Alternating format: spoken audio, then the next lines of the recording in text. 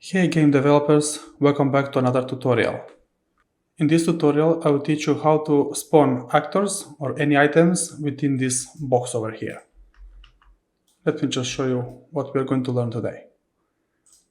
I'm in my third person template.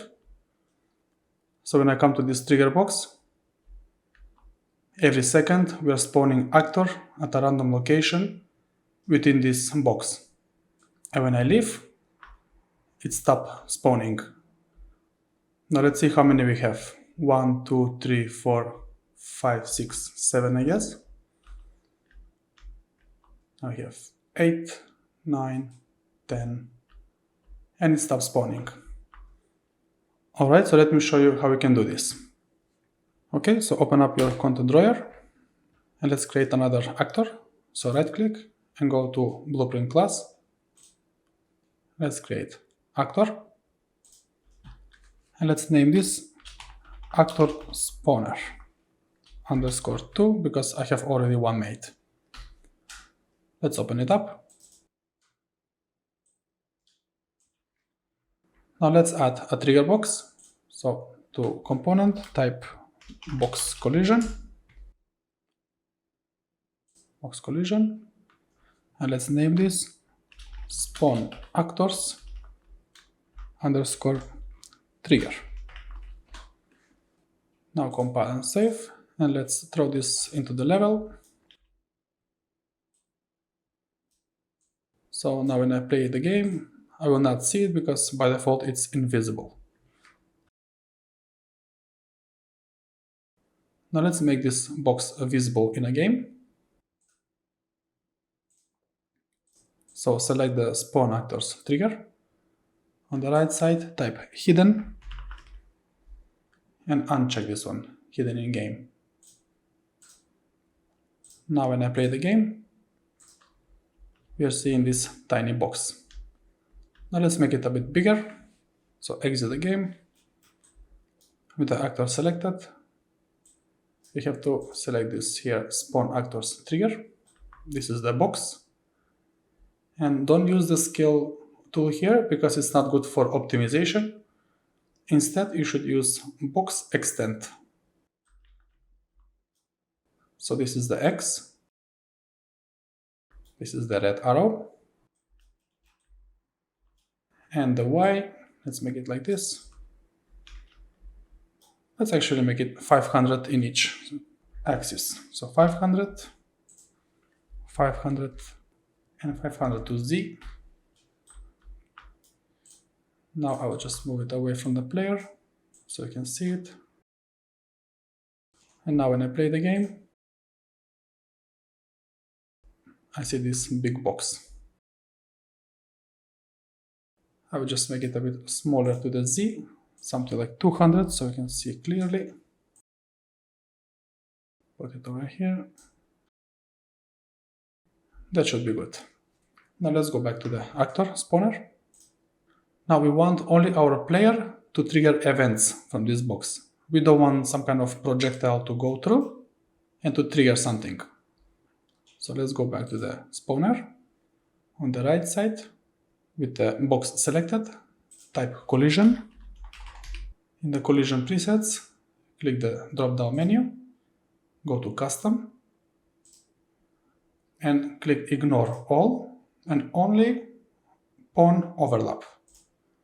So in the middle you see here overlap and only the pawn can overlap. But please note, if you have an AI walking around, let's say some kind of monster, zombie or something, that's also a pawn, they can trigger events. So how we can prevent this, I will show in a second. Now let's go back to our actor again. Now you can click this X and let's go to the event graph. And let's delete this, we don't need it. Now to trigger events from this actor, select this spawn actors trigger. So again, this is the trigger box. So with this selected, you have few ways to do this. So you can either select and scroll all the way down and find it over here. So we need component begin overlap and end overlap. So I will show you a quicker way how to come to here. So So what I'm doing is click and drag on the graph, and it's automatically over here. You don't have to scroll anywhere. So let me show you how we can do this quickly. So click and drag, and there it is.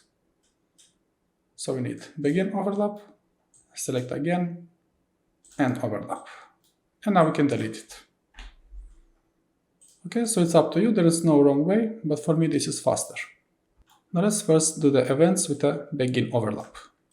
Now on the component begin overlap, usually you see every other tutorial will tell you how to do it, like cast to third person character. This is not good for optimization. You can just read it yourself. Why? Also, I have a whole tutorial for that. You can see a link in the description. Why casting is not good for your game. So what we can use instead, just delete this casting. From this other actor, drag a pin and type has tag. So actor has tag. And you can call a branch. You can either right click and type branch, or alternatively hold down B and left click. You're having this branch. So connect the return value with the execution pins. Now what is this doing is finding actor with a tag. So we need a specific name here. So what we need to do is to type, for example, something like player. And now any actor in the world who's going to overlap with this trigger box,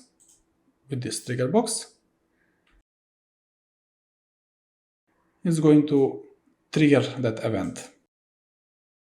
And because we want only our player to do it, only our player will have this tag.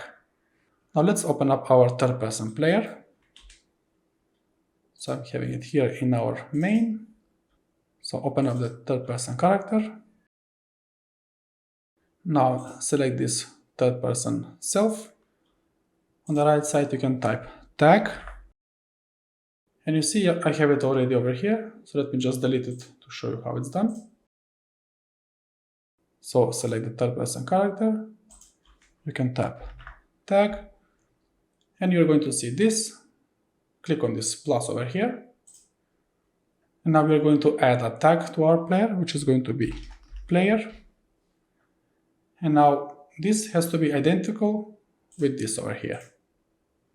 So make sure these are the same. So player, we can close this up now. And we don't need this third person character anymore. And now because only our player has this tag, no one else can trigger events from this box. Now let's test it out. We can just type print string.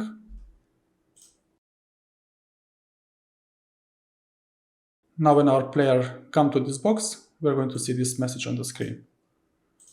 Now let's test it out. Pay attention to the top left corner. Hello. Now if anything else passes through this box, nothing is going to happen. Only our player. If he passes, we can trigger events. So this is how we do this. We're not using casting for these things. Casting is not good for your game. Check out my other tutorials to see why that in more details. Back to our spawner. Now let's delete this. Now in order to spawn something, we need to create an actor. Now let's create one more actor. So I have a separate folder for everything. So actors. I will just right click and blueprint class, actor. And I will name this something like healing bottle. This is going to be just for example, just to see visually that we are going to spawn something here. So let's add a cube here, just type cube. And I will add a material, this blue over here. So compile and save. Now let's go back to our spawner. Now if you want to spawn something over time, we need to use set timer by event. We are not using delay like this. Many other tutorials will tell you, okay, delay, and after 1 second, you can spawn actor from class, and so on and so forth. This is not good for your game. I'm preparing another tutorial to show you more into details why, but this you should not use it. Alternatively, I will show you what to use now. So delete these two. So we can right click and type custom event. And let's name this custom event spawn actors overtime. Now what we can do is from here, you can type timer and set timer by event. So we can disconnect this white pin here. We can connect with a true. And I'll explain to you in details what exactly is this doing. So this time we can put here 1 and we are going to check this looping. And from this event over here, let's right click and type print string. And let's make this print string to be only half a second to last on the screen. Now when our player touches this box, every second, so why I'm saying every second, because this is looping. So this means every second is going to loop forever until you tell it to stop. So every second we are going to trigger this one. Now let's test it out. So I'm sitting in this box in the top left corner, we see hello, hello, it's triggering. Now when I leave the box, it's going to keep on going because we have to tell it when to stop. Back to our actor spawner. Now let's delete this print string. So we want to spawn this actor every second while we are standing in this box because our player is triggering. Let me just show you in the real game. So that actor is going to spawn randomly every second anywhere in this box. Now let's see how we can do that. Into the event graph in the actor spawner. So we need to get the spawn actors trigger. So again, this is this box. And we need to get the world location for it. So get world location. And now from the world location, we can type random point in bounding box.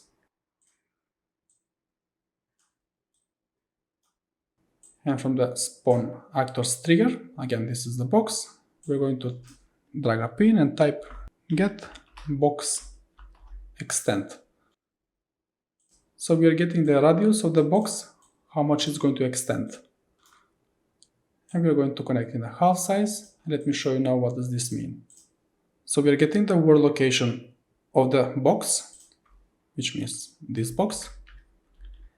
And that location, we are putting it into the center of this random point in bounding box. This means this is the center, this circle here. This is the root of the actor, okay? So between center and the half size, we're going to do something from here. Now right click and type spawn actor from class. And we need to right click to the transform and split struct pin. So let's connect the return value with the location and with this custom event. And because we want to spawn this healing bottle, we have to assign it here. So type healing bottle and compile and save. Now what we are doing here, from the center, which means this small circle, we are getting the box, we're getting the world location, and we are connecting the world location with the center. And the center is this circle here. we're getting the box extent. That means how much we are going to extend the box. Something like, let's say, like this. We are getting these values and we are connecting with the location of spawning the actor. So practically we're going to spawn actor between this circle and anywhere the box extends. Now let's see if this is working. Let's play the game. Now you see randomly spawning actor, but now when I leave, it keeps on spawning. Now let's see how we can stop this. Let's go back to the spawner. So usually when people are using timers, if you want to stop the timer, every tutorial will tell you to drag a pin and promote a variable, and you can use this variable later on. So you don't need to promote a variable, because remember, anything you put into your engine, into your game, is gonna cost you. So variables are storing data. So you don't need to store any data here, because there's another way around this. Now when you promote this to variable, we can use this to stop the timer. I will show you now how. Now with this end overlap, it means when we are going to leave the box. So I will just use these two, just grab them, Ctrl D to duplicate, just put them over here. That means the actor that has a tag of player, which is us, the player, when he leaves the box, then we're going to get this variable, get, and clear and invalidate timer by handle. So how we can do this to be more efficient? So now, yes, this is going to work. So now we are spawning actors, and when we leave, the spawning has stopped. And now when I come again, start again. Now I will show you a better way to do this. Back to our spawner, I'm gonna delete this, and I will delete the variable, and I will delete the variable from here, so we don't need it in our system. Now what we can do is drag a pin from here and type clear and invalidate timer by handle. I will just hold Alt and left click to detach this, and from here right click and type custom event, and now we can type here stop spawning actors, and we can connect these two. Now this is just going to stay here, it won't do anything until you tell it to do so. So this is how you're making the code more efficient and clear and less heavy on your system. So if you want to clear the timer, now at the moment it's not going to do anything because this custom event needs to be specifically called. So simply right click and type the same name that is in the custom event. So stop spawning actors. And if you are lost in a code, if you don't know what is this doing, something like this, just double click, it will take you there straight. Alright, so get this custom event. I'm going to put all the way here, and that's it. Now we have the same functionality, much clearer code and much lighter on our system. Now let's test it out. So I have 1 actor, 2, 3, I'm gonna leave, and the timer has stopped. And I have again and again. So I can play like this.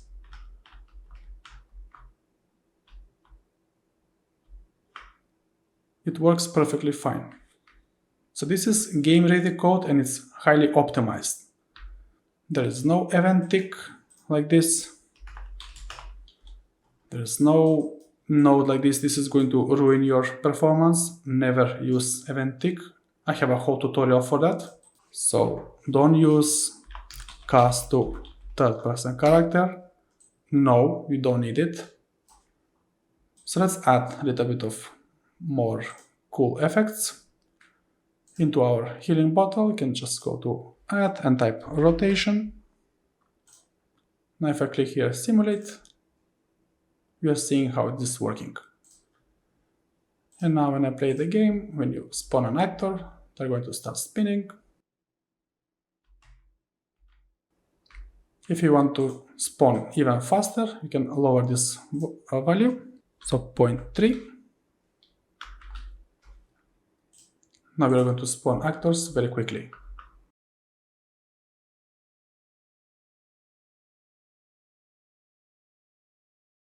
Okay, this is going to be it for this video.